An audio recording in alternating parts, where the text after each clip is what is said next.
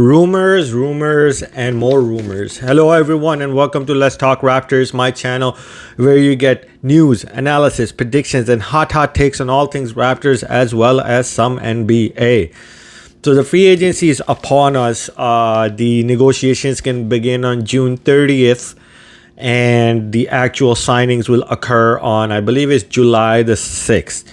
So there's a lot of rumors flying around about what the Raptors should be doing, what they need to do, salary cap, etc., etc. And I figured that was important enough to make a video about it. So without further ado, let's start talking about Raptors free agency.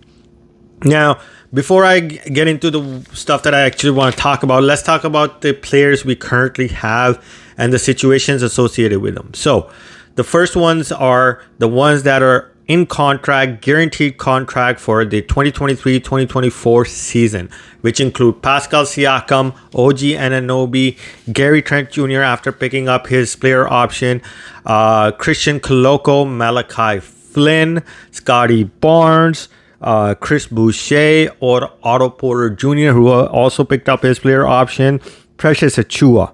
Those are the ones that are going to be staying with us 2023, 2024, barring any trades. Now, the second ones that I'm going to talk about are the ones that are, either non-guaranteed or qualifying. So, Thad Young, the only part of his deal would be that the Raptors would have to guarantee $1 million. His $8 million salary is not guaranteed except for the $1 million. Joe Wieskamp, the Raptors again have to present a qualifying offer, which now they have extended that deadline to July 19th to be able to do that. But previous deadline was June 29th. Then there is Delano Banton, again, qualifying offer. Jeff Downton, who's on a two-way contract, he needs to be picked up. And Ron Harper Jr.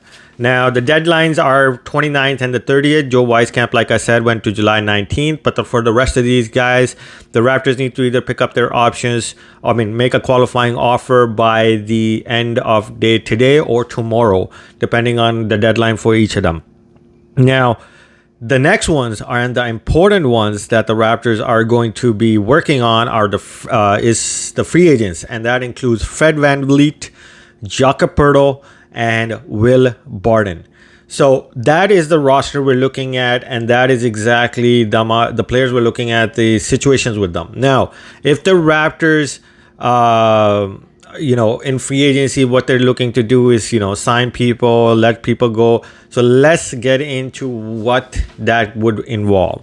So number one is the salary cap. Now, I don't want to go into too much details about it, but overall, the Raptors, depending on if they drafted the player, if they have bird rights, etc., can spend up to $165 million. Now, without Fred VanVleet and Jakob Poeltl's salaries being counted into this, the Raptors are currently at $122 million on salary cap. Around about that. Sorry. And so they have about, let's say, $43 million to spend if they were to retain all of the other contracts, the $43 million on other people, as well as Fred VanVleet, Jakob Poeltl. The Raptors also do have their mid-level exception and the biannual that they haven't used. The mid-level is $10 million roundabout. No, is it 8? Right now it's 8. It's going to be 10. And the biannual is around 4.5-ish. So the Raptors do have some money to spend, but their players are starting to get very expensive. So overall at this time, the Raptors are looking at about $40 million if they are to stay the way they are, if they want to run it back. And that I'll get into what scenarios that presents. Now, number two is how the Raptors make some salary cap. The Raptors can make some salary cap room by waiving, first of all, Thad Young, which would give him about $7 million after paying off his $1 million guarantee, letting go of Ron Harper Jr., letting go of possibly Jeff Downton, which I don't propose they should do. They should keep him. He's a very good player. Waiving Delano Banton, I think it's time to move on from him. Possibly trading, Malachi and things of those nature. But if they were to just work on the facts of letting people go that they can let go, that would put the Raptors at about 53 $53 to $55 million salary cap. Now, what should the Raptors do with that? Here's now where we're getting into the crux of everything. So number 3 is what the Raptors should do in regards to Fred VanVleet and Jakob Poeltl. Now, if the Raptors are to stay this way, with about the $42 million, they're not going to be able to offer enough money to both Fred and Jakob, and they're going to have to let one of those guys either go, or go into free agency, sign with another team, or do a sign and trade, which again, I don't think the Raptors will be able to bring back the amount of salary given their salary cap, because they don't want to end up in the luxury tax range. So they would either be able to sign Fred VanVleet or Jakob Poeltl, and given that Fred wants at least $35 to $40 million on the deal, I don't see them signing Jakob. Or if they sign Jakob to $20 million, I don't see Freddie signing for about $23-24 million. So, or even 30 roundabout. So because he's making $31 million already. So that's the crux of, if they stay the way they are, they're only going to be able to keep one of them guys. Now, the second part is, by waiving people, the Raptors would have the $55 million. They would be able to offer probably $35 million to Fred and about $20 million to Jakob, but then they won't have any other money other than the exceptions available to them to be able to sign other guys to fulfill the roster. Now, do I think that is good enough for the Raptors to be able to be a competitive team? Yes. The Raptors now have some depth in regards to Precious Achiuwa, Chris Boucher, what's his name? Grady Dick, Powell, Malachi Flynn. So there will be some of that depth already there, and bringing in Jakob and Fred VanVleet will be enough, and then using the exceptions to be able to fulfill the roster. Should the Raptors do it? In my opinion, I do not believe Fred VanVleet is a anywhere above a $32 million player. He has earned the right to be considered for more, but in regards to what his fit with the Raptors and the lack of closing, the lack of overall development of the team that has occurred in his leadership over the past 2 years hasn't been great. I don't feel like we need to pay him $40 million, $35 million and take on that liability, given that the Raptors are possibly looking at extensions for Pascal and OG Anunoby, who are better players than Fred VanVleet, in my opinion. So, should the Raptors be offering more than 35? No. So, and in regards to Jakob, I don't agree with his notion that he's a $20 million center. His offensive game is very limited. He does not shoot the three at all. So unfortunately, in my opinion, he's maybe a $17 to $18 million center. But given the fact that he's improved defensively and the Raptors really need him, he does have the right to ask for that $20 million. And somebody out there is likely going to pay him, because 7-footers aren't too many in the NBA. So should the Raptors prioritize who should the Raptors prioritize? I think it should be Jakob Poeltl, and a sign and trade possibly in regards to Fred VanVleet, if it is a possibility. Again, you're looking at possibly having to worry about salary cap issues. If even if you sign Freddie to $40 million and then trade him, that you still got to bring back the $40 million, which you don't have. So you might have to look at other possible trades and things. So let's get into that. So number 4 is that the Raptors need to look at trading Malachi Flynn and Otto Porter Jr. now, because I don't know, I have read some of the CBA stuff that you can no longer just trade people for salary and picks. But if it is a possibility, the Raptors need to make those moves.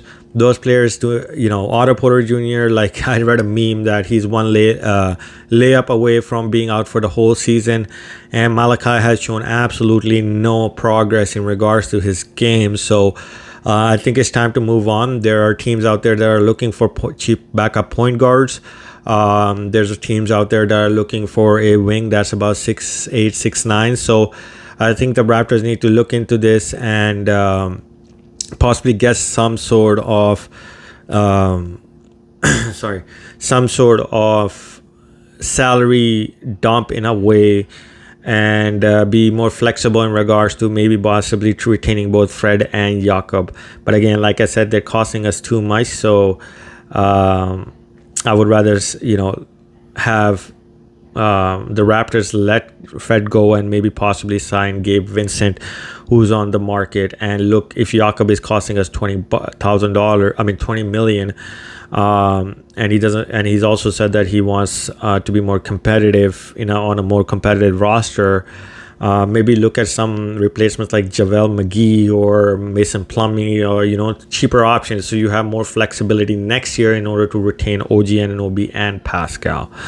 Now, in regards to those two guys, let's talk about number 5, what the Raptors need to do. Like I said in my last video, I like Pascal Siakam. I would rather not give him up. But if a good deal comes across the table, Atlanta Hawks are really into it. So, if Freddie walks, you bring on DeJounte Murray, maybe the 17th pick or whatever the pick maybe next year, and, 1 or 2 other pieces for Pascal. That's a decent deal. DeJounte Murray is on a cheaper contract, so that's good for you. It gives you flexibility to be able to offer more money to Scotty Barnes and OG Anunoby down the line. I don't want the Raptors to be trading OG Anunoby. I think he deserves an extension. He has the capability of being even better than he has been if he is given the primary role in the offense. And honestly, with the the news around OG Anunoby not being happy with his role, I think the Raptors need to focus more on him. Pascal has done nothing wrong. But paying him $45 million to a $50 million contract, especially if he makes an All-NBA team next year, when you got at least 4 to 5 other players who fit the same mold in your roster, is not worth it. Rather give OG Anunoby more money, and he's better defensively. His 3-point shot is better, so I'd rather have him extended and then have the luxury to be able to offer the same type of big extension to Scotty Barnes later on, and possibly retain Gary Trent Jr. depending on the year he has this year, 2 year down the line. So I don't think the big contracts should be something that the Raptors are looking for. This team needs to realize that unless they're running it back on a budget, they should not be looking at, they're not a championship roster just yet. There should be some sort of more shift of focus away from Fred VanVleet and Pascal Siakam to OG Anunoby, Scotty Barnes, Gary Trent Jr., and Precious Achiuwa. I think those guys are going to be something later on, and the Raptors need to keep some sort of ability to bring veterans later on to be able to assist these guys. Right now, we're just doing the same thing over and over again, and it is not really helping the Raptors at all. So those are some of the moves that the Raptors can make. Should the Raptors be making them? Like I said, the signing of Fred VanVleet and Jakob Poeltl to possibly 4 years on those type of contracts, and then having to be able to trade those contracts if you need to later on. A lot of teams don't like those type of big contracts. It's going to be very difficult to make those trades later on. And then the Raptors might be stuck, because then you won't be able to either extend OG Anunoby and or Pascal, or if you want to keep both of those guys, you won't be able to do that either. So the Raptors are kind of up against the wall. I think Masai has he's really good in regards to what he does, and I think he will be very good in figuring out what the Raptors need. Honestly, my preferential moves would be move on from Pascal, move on from Freddie, move on from Jakob, find options that are cheaper, that are in development, kind of like Jalen Smith is one of the options that you can look into. Get rid of Thaddeus Young and Malachi Flynn and bring in some veteran presence or some bench depth. And the Raptors will be a very, very competitive team on their way to possibly winning a championship in the next few years. Taking on such big contracts to see if we are, trying to run it back with a new coach, is it worth it? Not really. And the Raptor fan base understands that. So I don't see why the management is under any sort of pressure. Now, the only pressure that the Raptors are under is looking to sign Jakob because they gave up draft capital to be able to bring him here for that expiring contract. And knowing very well that he's going to cost us a lot of money to be able to re-sign, money which we don't really have unless we, figure something out. So would that mean that they get cake on their face if they let him walk? Probably. But converting his $20 million into possibly, if he doesn't want to stay, into 2 or 3 depth players, that's not bad. So I see the Raptors doing something good. I hate the fact that they always stand by. They shouldn't be doing that. This free agency, we need to move on or, figure something out. And then the last thing is, there's the option that you run it back and then in mid-season you trade Pascal Siakam to be able to get off of his $37 million with expiring contracts coming back. So the Raptors would have that $37 million next year available to extend OG Anunoby, but then you still only have about $12 to $13 million left because you re-sign Fred and Jakob, which again, they don't really fit the timeline that the Raptors are looking at. And they, Fred, for the past 2-3 years, he's been the leader. We haven't done shit. Jakob in San Antonio was good, but he wasn't like a $20 million player. So, it is what it is at this time. I wanted to make this video again to just give some idea as to what the Raptors should be doing, what the Raptors should be looking at doing, and what the situation is with the Raptors, because there's a lot of confusion. There's a lot of rumors out there. And I think the Raptors are, in an okay position if they want to go in either direction. And I think the direction needs to be rebuilt. Anyways, that's all I have for you guys for this video. Please hit that like and subscribe button if you guys enjoyed the video. And I will see you guys once we get some news in the free agency.